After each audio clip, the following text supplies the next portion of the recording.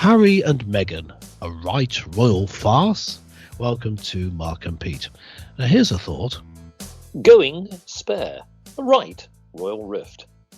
If you cannot spare your feelings and are angry with lots to spare, or won't even spare your blushes, and you have time to spare, or think you are a spare part, and going spare without care, or spare no respectful effort, and can spare no expense, just spare the nation and go spare elsewhere. Yes, I think so. Well, it seems that the Harry and Meghan documentary series is a great hit, according to Netflix. Well, as we all know, this saga runs on. It doesn't end there, because there is more to come. Yes, there is a book as well on the way, which is called Spare. Well, due to be published in 2023, we certainly feel that there is more that perhaps on the front of substance that hopefully we can see coming from Harry and Meghan. The reason being is that there have been mixed reviews. Whilst the ratings have been very high, perhaps many people would say, what's all the fuss and blunder? Yes. Now, Clergyman Pete, I ask you, irrespective of what has been divulged so far, I want to know, has it really been more of a case that even though Harry and Meghan have decided to, in theory, step back from royal duty and go into private in the most public way, have they simply just sold their souls? Well, business and Mark, I think they've made, in a way, a business decision in that they have decided to make money out of the situation that they find themselves in. But what is the situation they found themselves in? Well, for Meghan particularly, she found herself being part of a family which made her ridiculously wealthy. In return, though, she was expected to fulfill certain duties that part of what she was marrying into, if you like.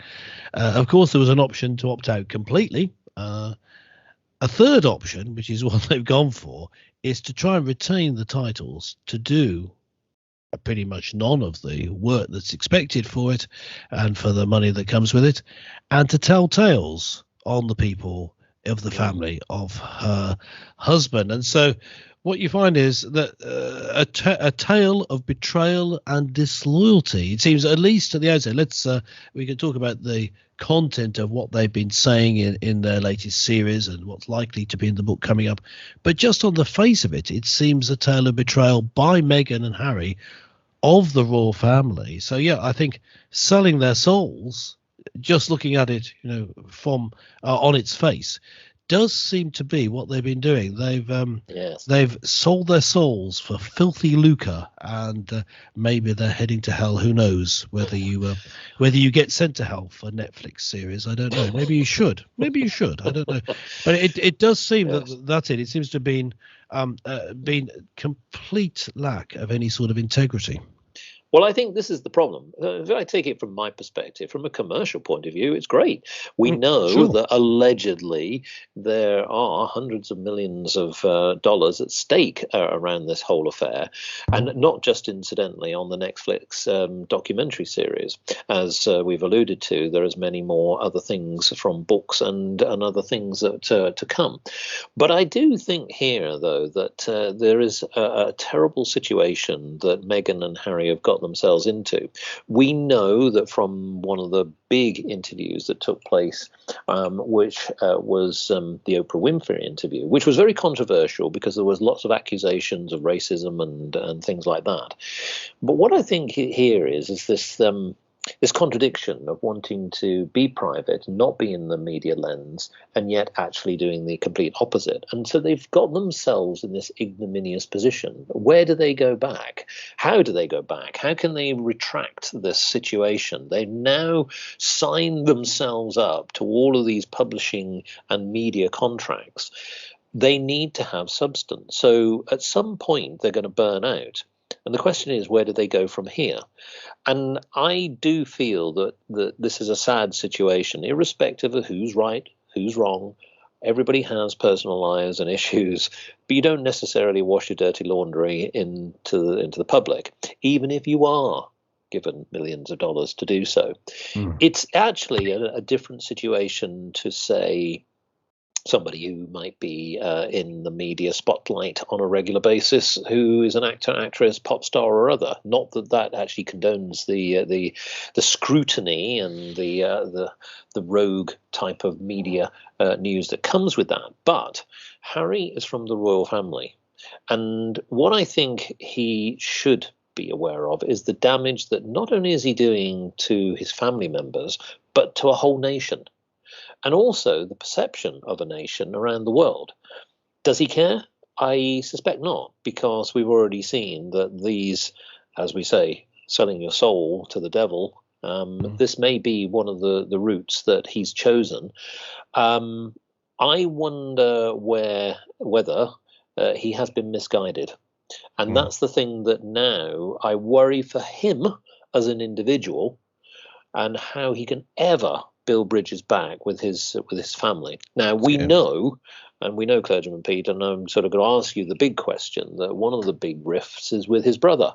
How does Harry now get back into a way of parity, or some way in which he can be accepted back with his family, not necessarily on royal duty, but with credibility? I mean, it's very difficult because of the content of what they've been saying. I don't know exactly what's in the book; it's not out yet.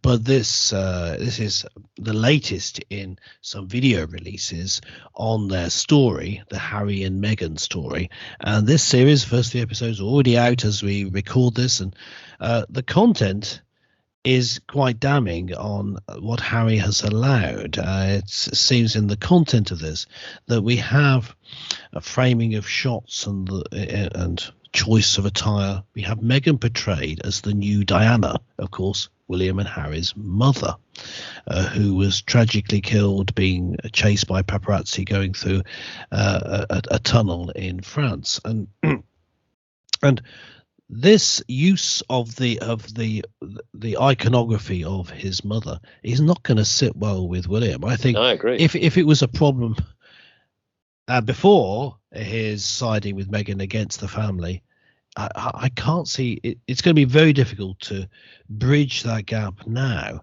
And if you look at the content of the show, I mean, the main problem with the show that seems to be highlighted in the reviews I've been looking through, both by critics and viewers, is that it's just very, very boring. In the Wall Street Journal, the reviewer there, John Anderson, says a viewer really has to be on board the royal soap opera bus, not to be bored out of one's mind by Harry and Meghan. And it says, not that anyone in it rides a bus, with a funny line, but the main point is, though, that I think that Meghan herself doesn't have that point of connection to the viewer. She seems false. It seems that Harry's taken along and he's fooled by her, but most viewers are not. And so Harry's in that difficult position of being married to a woman who he loves the woman, but other people are learning to hate her, and big time, by this series. I mean, the reviews are pretty damning. On Rotten Tomatoes, the biggest aggregate review site, 12% of the audience liked it. 12%. That's very, very low. Yes. And if you get under 50%, you're a complete disaster. You would normally say 12% is, not quite unheard of, but really, really low. And critics, only 46% liked it. So this is a big disaster. And it's not getting across any sort of credibility to the public. And he's used the memory of his mother as a way to try and gain this credibility. So all in all, I don't see a way back, at least emotionally, for him to get back with William. I guess there may be a way for him to step away from it, but that's a different matter. I don't think he's getting back in. Not getting back in. I agree. And when you think about the man who had that military background and some of the causes, the worthy causes that you typically tend to sort of associate with individuals from the royal family and other stakeholders, you think that all of that good work has gone, because I mentioned about linking the relationships with his family. But what about the British people? or for anyone else for that matter. The Commonwealth. He is and was an active member of the royal family, no longer as active. But the point here is that he really has, in my opinion, alienated far too many people. It doesn't matter what the percentage is. He's just alienated people with this route. And I'm sure there must have been a better way to be able to come to some kind of arrangement, irrespective of any rifts that may have happened internally with their family. I just think that there was sort of a close out. I think the what I would guide here, and I'm understanding from the publishing world, from a business perspective, that leading into the sad demise of Queen Elizabeth II, that the publishers had to make some rewrites, and that I think could be good in one way, in the sense I'm hoping that some of the revelations are diluted, meaning not to cause more damage than is necessary. But I also recognize that what he's done, he's committed, he's got money up front, he's really going to have to see this through. It would be very interesting, folks, won't it? What would everybody want to see in that book or not see? And that's what we're going to have to wait and see in the new year. Yeah, so I mean, I'm thinking that really there was another way to handle this, and that is to go into private life. You plenty of money, enough money to live on. Go and set up a small business, go and run a farm, go and do something that you enjoy, Harry, and don't be bossed around by your wife. Yeah, I think take up a worthy cause again. Yeah, Harry. Sure. Yeah, I mean, I think that a marriage should be a partnership. So I'm not saying that he should boss her around either. What I'm saying is don't be bossed around, because she is leading you, or rather pushing you astray. But let us know what you think. Get in touch with us, markandpete.com. Make sure you subscribe, and you can leave a comment on this and every episode. But that's it for Mark and myself. Catch you next time. Bye for now.